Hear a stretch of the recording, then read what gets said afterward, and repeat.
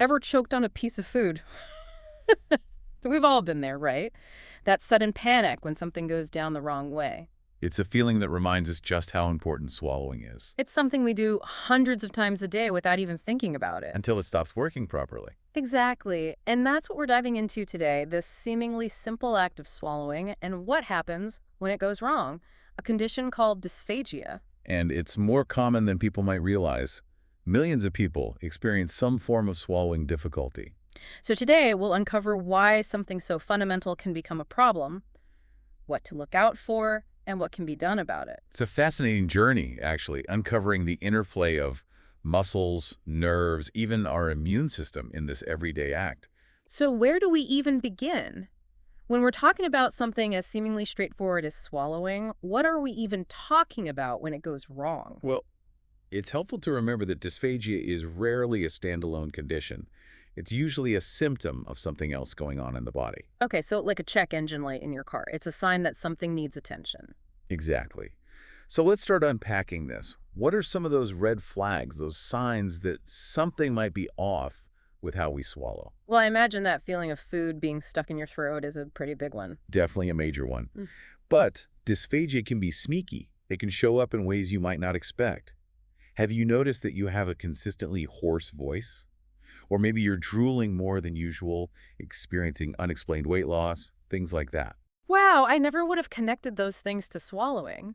It's like our bodies are trying to send us a message, but we don't know how to read the language. Exactly. And once we start paying attention to those subtle cues, we can start addressing the root of the problem. So let's talk about those roots. What actually causes this intricate process to go off track? Well, the sources we're looking at today mention a whole bunch of potential culprits. Hmm. It really runs the gamut from, well, things we might not think twice about, like poor eating habits. Hold on, are you saying all those years of scarfing down lunch at my desk are coming back to haunt me? It's more common than you'd think, but we're also talking about more complex factors like acid reflux, scar tissue, esophageal spasms. And then there are conditions like eosinophilic esophagitis. Eosinophilic what now? That sounds intense. It's a bit of a mouthful, literally, eosinophilic esophagitis, EOE for short. It's a chronic allergic condition. Basically, certain white blood cells, called eosinophils, they build up in the esophagus. Okay, hold on a second. My esophagus can have allergies. That's news to me. It might sound strange, but remember, our immune systems are always on alert, and sometimes they can misfire. Okay, so it's like my immune system is launching a full-on attack on my esophagus. In a way, yes.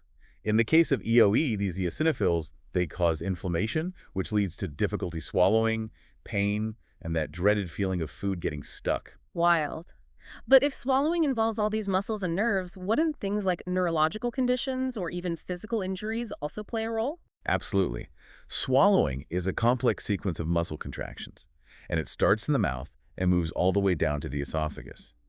Anything that disrupts that delicate dance, whether it's a stroke, a traumatic brain injury, even nerve damage from certain diseases, can lead to dysphagia. It's like one of those domino effects. One thing goes wrong and the whole system is thrown off balance. But when we're talking about the mechanics of swallowing, wouldn't the location of the problem influence how it's diagnosed and treated? You're spot on. It's helpful to think of dysphagia in terms of where the issue originates. We can break it down into three main types: oral cavity dysphagia, or pharyngeal dysphagia, and esophageal dysphagia. Okay, let's break those down. Oral cavity dysphagia, that sounds like it's all about the mouth, right? Exactly. Problems of chewing, controlling the food in your mouth, or moving it to the back of your throat. Think tongue weakness after a stroke, or issues with the nerves and muscles in the mouth. So it's not always about food getting stuck further down. It can be about those initial steps not working correctly. What about oropharyngeal dysphagia? That points to a problem in the throat, that area at the back of your mouth where swallowing actually happens. This can be caused by a neurological issue, a muscular spasm, or even structural abnormalities. Sometimes, for example, the epiglottis, that little flap of cartilage that covers your windpipe when you swallow, doesn't function correctly, and food can end up going down the wrong pipe. Which is why we sometimes cough or sputter when that happens. Okay, so that covers the mouth and throat. What about when the issue lies further down in the esophagus? That's esophageal dysphagia, right? Exactly. This often involves problems with the esophagus itself, things like a narrowing, which is called a stricture, damage from acid reflux, or, in more serious cases, even tumors. Tumors in the esophagus, that sounds incredibly scary. It can be, which is why it's so important to pay attention to persistent swallowing difficulties and seek medical attention if something feels off. Absolutely. Early diagnosis and treatment are key.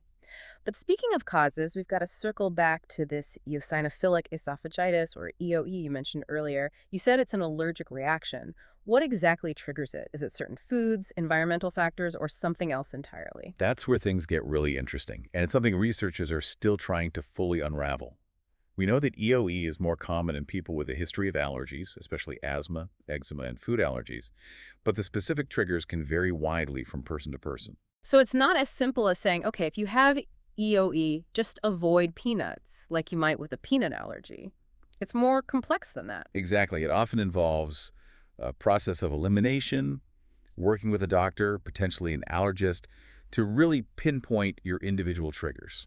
That sounds like a detective mission for the digestive system. So we've got these various causes, from poor eating habits to allergic reactions to more serious conditions like tumors. But before we dive into diagnosis and treatment, let's talk about the actual experience of dysphagia. Because it's one thing to understand it from a medical standpoint, but it's another to truly grasp how it impacts people's lives. Exactly. What does it actually feel like to live with this condition day in and day out? It's got to be more than just an inconvenience. Oh, absolutely. It affects every aspect of life. Imagine even something as simple as sharing a meal with loved ones. That becomes a source of anxiety. It's heartbreaking to think about something so fundamental being disrupted. Makes you realize how much we take for granted. You said it. So let's shift gears a bit and talk about what can be done. When someone suspects they might have dysphagia, where do you even begin to unravel something this complex? Well, it all starts with a conversation with a medical professional who understands swallowing disorders. They'll want to hear your story, understand your symptoms, and really delve into your medical history. So it's like piecing together a puzzle to get the full picture. Exactly. What happens after that initial conversation? Do they break out the tiny cameras and go exploring right away? Not quite. While a visual examination can be helpful, it's not always the first step. Doctors often start with less invasive methods to assess swallowing function. One common approach is a bedside swallowing evaluation. This is where a speech-language pathologist, an SLP, will observe you swallowing different consistencies of food and liquid. So it's like a taste test, but for science. What are they looking for during this evaluation? They're paying close attention to how you handle different textures, whether you cough or choke, if there are any signs of aspiration, which means food or liquid entering the airway. They might even feel your throat as you swallow to assess the movement of your larynx. Wow, it's amazing what they can tell just by observing. But what about those cases where a closer look is needed? That's where the tiny cameras come in, right? Exactly. If that bedside evaluation suggests a more in-depth look is needed, the next step might be something called a video fluoroscopic swallowing study. VFSS for short. Okay, you're going to have to break that one down for me. That sounds like something out of a sci-fi movie. It's not as complicated as it sounds. It's a real-time X-ray that lets doctors see how food and liquid travel through your mouth, throat, and esophagus as you swallow. You're given different consistencies of food and liquid mixed with barium, which shows up clearly on X-rays. So they basically give your digestive system its own mini-movie. That's pretty cool, actually. It really is. It's a powerful tool that can pinpoint the exact location and nature of the swallowing problem. And speaking of powerful tools, there's another procedure called esophageal manometry. Okay, now we're back in familiar territory. The esophagus. Remind me again, what is that exactly? Right, so the esophagus is that muscular tube that carries food from your throat down to your stomach. And esophageal manometry measures the pressure and coordination of those muscle contractions in your esophagus as you swallow. So it's like taking your esophagus to the gym and measuring its performance. Exactly. Yeah. And it can give us valuable insights into how well your esophagus is functioning. It seems like there's a whole world of diagnostic tools out there that most people don't even know about. But once the detective work is done and the culprit behind the dysphagia is unmasked, what comes next? What are the treatment options? That's the good news. There's a whole arsenal of treatments available. And the best approach really depends on the individual and the underlying cause. So there is no one-size-fits-all solution. Exactly. It's about finding the right combination of tools to address each person's unique situation. I like that. Personalized medicine. Exactly. For some people, simple lifestyle modifications can make a huge difference. We often underestimate the power of slowing down, chewing our food thoroughly and taking smaller Oh, bites. you're speaking my language. I am definitely a member of the Inhale My Food Club. I think a lot of us are guilty of that. But being more mindful about how we eat can actually do wonders for our swallowing. So it's about listening to your body and figuring out what works best. But what about those cases where lifestyle changes aren't enough? What other options are on the table? Well, if acid reflux is a contributing factor, medications like proton pump inhibitors, PPIs, can help. They reduce stomach acid production, give the esophagus a chance to heal. And if a stricture, a narrowing of the esophagus, is causing the problem, a procedure called esophageal dilation can be performed. Esophageal dilation. That sounds kind of intense. What does that entail? It involves using a balloon-tipped catheter to gently stretch the narrowed area of the esophagus, improve its ability to transport food. So it's like giving your esophagus a little pep talk, encouraging it to open up. In a way, yes. And it can be a very effective way to improve swallowing function. But what about those more severe cases we discussed earlier, like tumors or neurological damage? Are those treatable as well? Those cases can be more complex.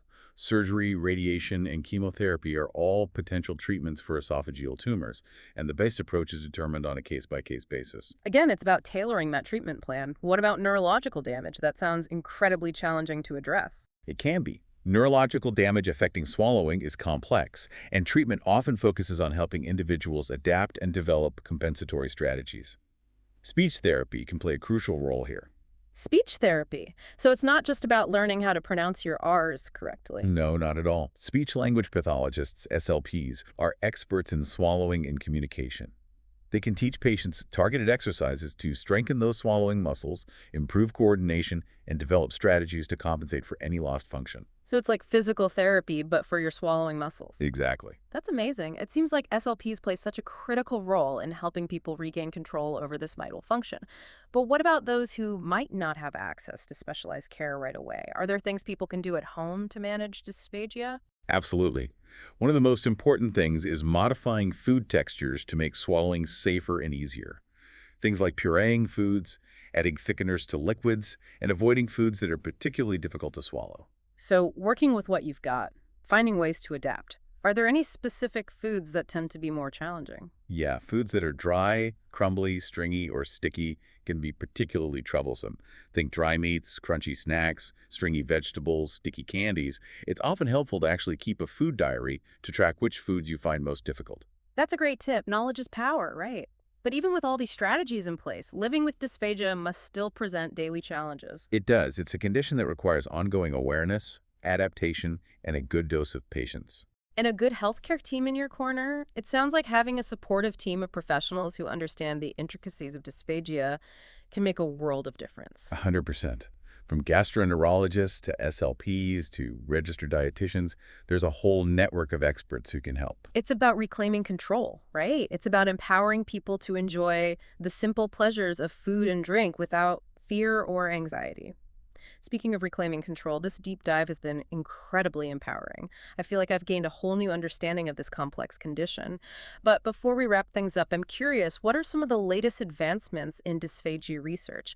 Are there any promising new treatments or therapies on the horizon? It feels like every day there's some new medical breakthrough.